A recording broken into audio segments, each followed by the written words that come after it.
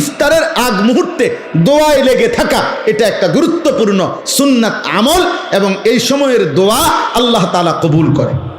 এই জন্য মা বোনদের উচিত, আমাদের সমাজের সবচেয়ে বেশি গাফলতি হইল মহিলাদেরকে ইফতারের পূর্বের এই দোয়ার সুযোগ দেওয়া হয় না।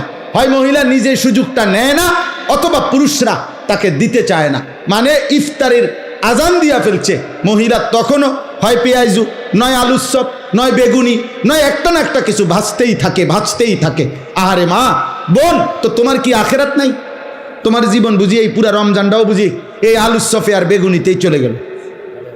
হ্যাঁ, এইভাবে শুধু পেঁয়াজুতে চলে গেল, এটা তো ঠিক না। বরং ঘরের নারী পুরুষ, স্ত্রী কন্যা, ছেলে মেয়ে প্রত্যেকের উচিত ইফতারের 10 মিনিট আগে, 20 মিনিট আগে সমস্ত ব্যস্ততা ছেড়ে দিয়ে তাদের প্রত্যেকের উচিত এই সময়টা মনোযোগ দিয়ে দোয়ায় লেগে থাকা। মহিলারও দোয়া দরকার, পুরুষেরও দোয়া দরকার।